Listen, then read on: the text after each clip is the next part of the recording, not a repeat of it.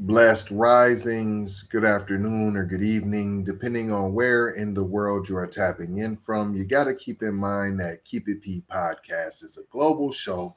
And today, on this episode of Keep It P podcast, we will be discussing this is why they tried to erase it, because it was that cruel.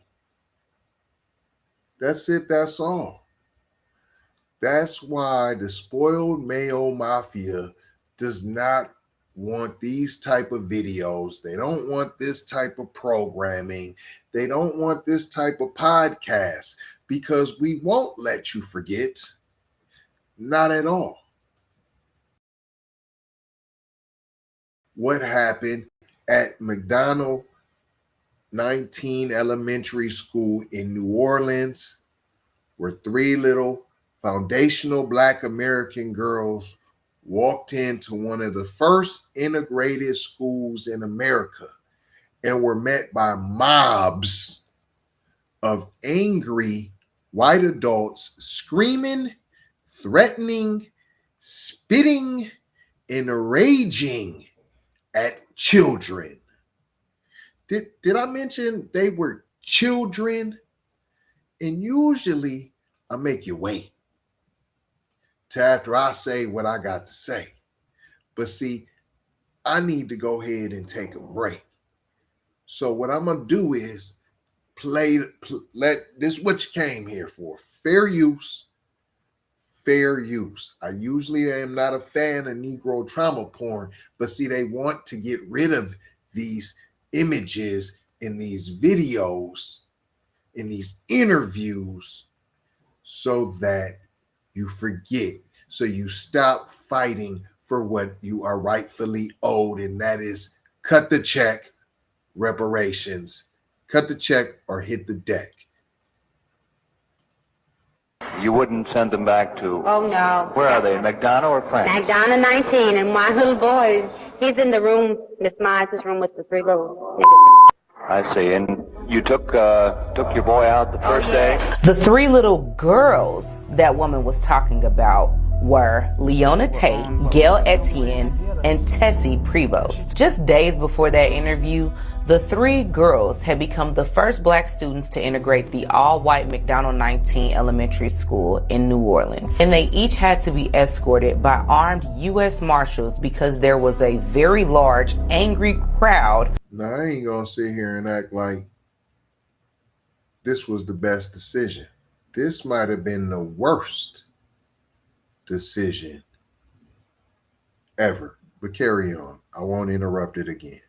Of demonstrators protesting their presence.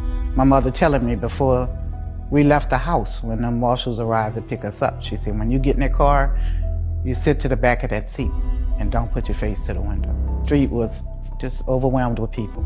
And I just felt like if they could get to me, they'd want to kill me, and I didn't know why. The protesters were shouting threats, racial slurs, spitting, and chanting, "We don't want to integrate." The only thing I could associate this with was Mardi Gras.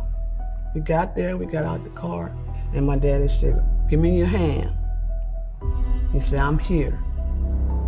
He said, "Look straight ahead." We got in the classroom. I remember parents coming in and just grabbing their kids by the hand, because the kids sitting at the desk, and just yanking them up and taking them out the classroom. After a while, it was Leona, Gail, and myself, and the teacher, Miss Myers. Only 3 students to attend McDonald 19 that entire school year. We were not allowed to eat from the school. The water fountains were turned off. The only time we saw outside was when we came to school in the morning and when we left in the afternoon. Now let's run it back to that first interview for a second. Pay attention to what the reporter asked. Where are they, McDonough or France? McDonough. France or McDonald? See, Gail, Leona, and Tess integrated McDonald 19 on November 14th, 1960, the exact same day that Ruby Bridges was escorted by U.S. Marshals to integrate William Frantz Elementary School, also in New Orleans. William Frantz and McDonald 19, blocks away from each other. All 4 of these women are civil rights heroes. The story of Ruby Bridges went on to rightfully become famous, known in paintings and movies and textbooks. Ruby Bridges. The McDonald Three are mostly forgotten, erased, barely even mentioned in history. Left McDonald 19 after second grade. McDonald 19 had become predominantly black, and the thing was to keep us in a white school. So we were transferred to T.J. Sims. This time we did not have U.S. Marshals or police protection. That was not a good experience. Dang. Dang. That's why You wouldn't- I had to go ahead and let it ride. I had to let it ride out.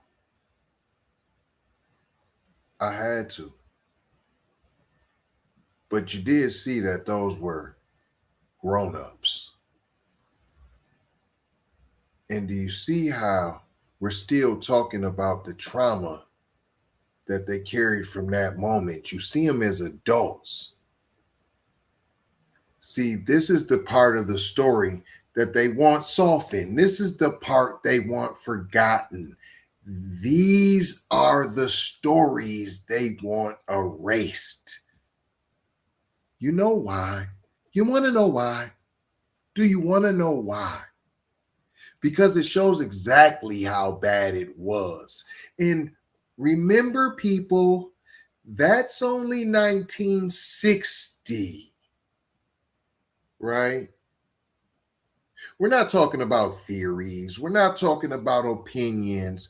We're talking about real moments where white adults stood in crowds and unleashed hate towards FBA children, simply trying to get an education, right? Because don't believe that it was just these two schools when this type of behavior took place. You've seen in part 2, they're going to talk about the next school that they went to, right? This happened. And they don't want you to say that was wrong. They don't want you to say how disgusting and brutal and traumatic this history is. See, they want to act like this kind of treatment just disappears. Right? Like it still ain't taking place decades and decades and decades later. Like there's no prison to school pipeline. Right? Right? Like these little girls didn't go home carrying fear. Like these FBA children don't come home carrying fear. Then grow up carrying a certain level of fear, right? Right? And it's really not the fear, it's the trauma. It's the fear of passing down the trauma. Not fearful of the spoiled male mafia. No. It's the fear of, am I passing down the trauma, the Negro trauma porn? Am I continuously passing it down, or do I ignore it myself because I don't want to pass the trauma on, right? Because the stories are told, you know, if for this instance right here, they told their children, then their children feel that. They feel that, you know, as a parent, as a child, you felt that. If your parents weren't feeling right, if your mom was sick and she was feeling down, you felt that. Your grandbabies feel that, right? That's how generational trauma works. It doesn't stay in the past. It moves through families. It becomes part of how people begin to see the world. It shapes how people trust other people. It shapes how people feel safe. And this is why reparations is needed. No more conversations. No more conversations. No one's stuck in the past. See, but the past didn't stay in the past. right? Your actions didn't stay in the past. Your evilness didn't stay in the past. Your heinousness didn't stay in the past. See? You continued with the heinous demonic moments that continued to create damage that kept echoing forward. The humiliation, the stress, the anxiety, the stories, right, that had been passed down and told at dinner tables. See, there was real harm, lasting harm, immeasurable harm. And this is why they want the history swap the deck clean, erased, because white people have to feel comfortable.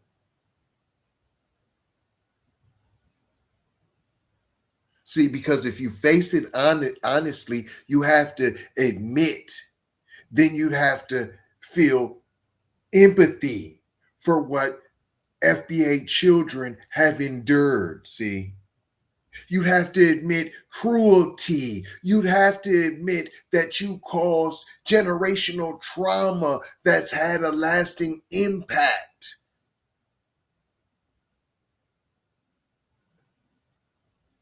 Right?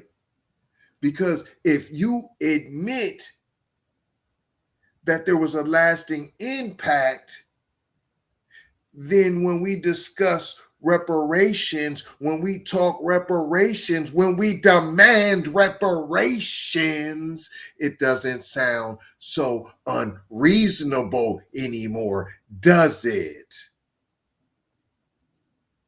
See, your statues don't seem so shiny no more, right? No one cares about your symbolism. These are about the living, consistently passed down consequences of what FBA children were forced to endure at the hands of grown white adults who chose hatred.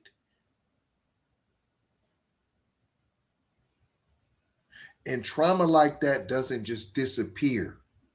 Not because time passes, it gets passed down. Those little girls went home traumatized. They told their children. Their children felt it. Their grandchildren felt it. And that is generational trauma. And that's how it works. And that is why reparations is necessary.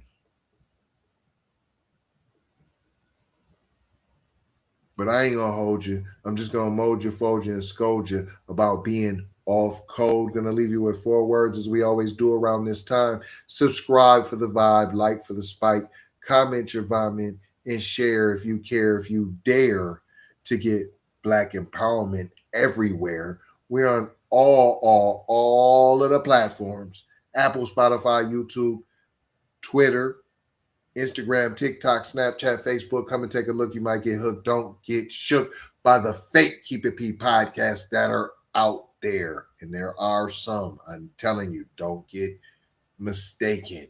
Don't get hoodwinked. Don't get bamboozled. Don't do it. Love, peace, blessings, and aloha. I gotta go how for sure how. You already know how. Big brother, light bright, supreme almighty.